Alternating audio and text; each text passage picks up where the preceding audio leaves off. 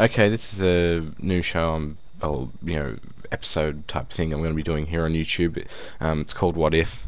It's based off Fighting Spirit magazine's What If, and I was reading it, and they did an article on what would have happened if Eric Bischoff had never had been hired by the WWF in 1991 when AWA crumbled, because he was working for AWA at the time when it crumbled and went out of business. He did interviews with WCW and WWF and got hired by WCW. It's now what would have happened if, say, Eric Bischoff had been hired by WWF, or at least he'd been hired by WCW but was never put into a position of power by management, so he was never allowed to express his ideas. The Monday Night Wars never would have happened, because what he brought into the business was more a better understanding of what the people wanted. So you had, he realized that the times were changing and you couldn't do the same thing which was happening in the 80s with the whole cartoonish type of thing, and sort of made it a little bit more serious with the NWO storyline, NWO versus WCW, and there wasn't as many stupid gimmicks as you had in the early 90s and late 80s in the WWF.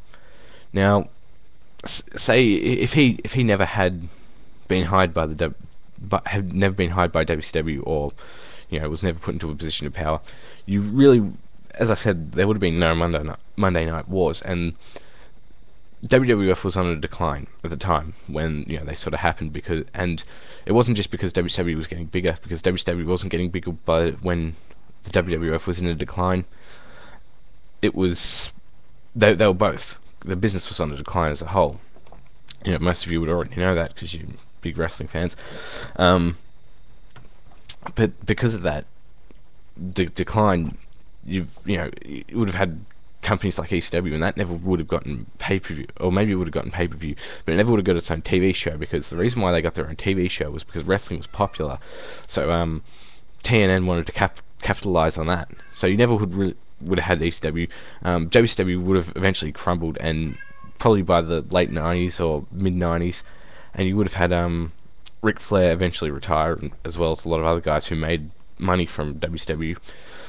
You probably would have never had Hogan get actually hired, or he might have, but he just wouldn't. He just would have played the same role as he did in the WWF, where he just dominated, and he would have retired too and just taken his money or tried to do movies.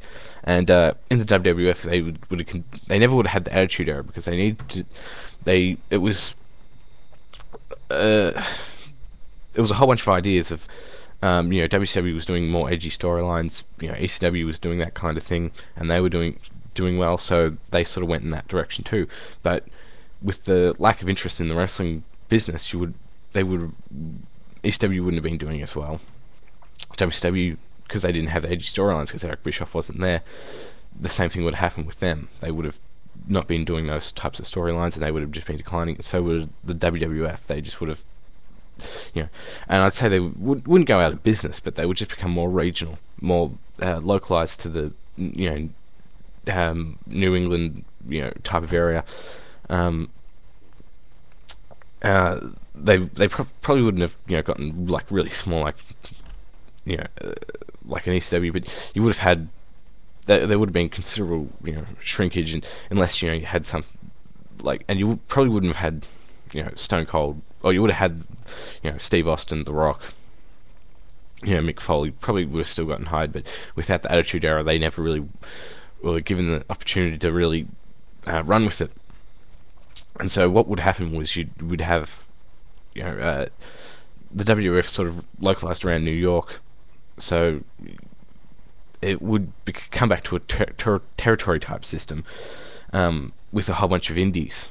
Again, it would go back to the sort of territory system, and because they wouldn't be making as much money, you would have a lot of talent, WWF talent, and with the decline of WCW, you would have a lot of that talent head over to Japan or Mexico.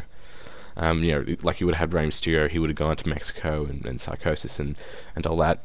They might not have even been hired to begin with, and because of that, what would have happened is when Old Japan Pro Wrestling split into when Miss split Old Japan Pro Wrestling and started the new promotion Noah, you would have found that a lot of the talent who from WWF and WCW when it crumbled would have gone to Old Japan or to Noah or to New Japan, because New Japan took guys from because Old Japan took guys from New Japan and all that type of stuff, and so the Japanese pro wrestling market wouldn't have been as damaged.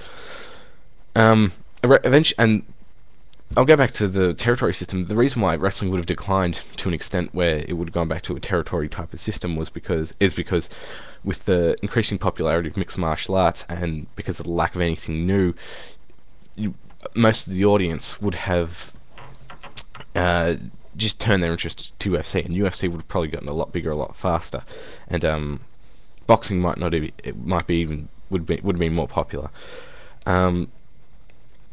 But yeah, with the UFC rising and all that, you get the territory system. Like, you might still have some of the indies today. Like, I don't know if ECW still would have gone out of business. It probably would have, because Paul Heyman wasn't the best financial manager. He just wasn't the best at that, and a lot of the talent, maybe it wouldn't have been snapped up by WCW, but they probably would have gone to Japan to make more money anyway. And because of that, once again, the Japanese market would have stayed fresh and new, and it wouldn't have suffered as much as it did in 2000 with the split of Old Japan. And with the indies, you'd probably have or with the territories, but they'll probably come out of the whole indies thing, and they wouldn't be nearly as big as the territory system back before. The NWA was at its peak. They would have been a lot smaller. You would have seen each of the indies would have been about drawing like 1,000 people, or maybe not that figure. It would depend where you'd go. Like, obviously the WWF would still have some type of popularity, and so they would still be bringing in decent crowds in New York. But ECW would still be doing the 1,000 people in a bingo hall, or the Viking Hall, or whatever it's called now. You would have had the Memphis territory that would have continued, because Jerry Lawler probably would have left the WWF and gone back to, I think it was the USWA, I don't know, but the Memphis area, and he would have continued his work there. You would have had on the West Coast, eventually you would have had something probably similar to PWG, or like a Lucha Libre type promotion, just because that seems to be more popular over there than anything, than like hardcore wrestling. You would have seen the NWA might not be as small as it is now. It might have actually capitalized on the WWF failing, and would have taken advantage and started using the talent that they lost, and same with WCW, and using big names. Like, they might take Kevin Nash, and he might start working in a new Florida promotion or something like that.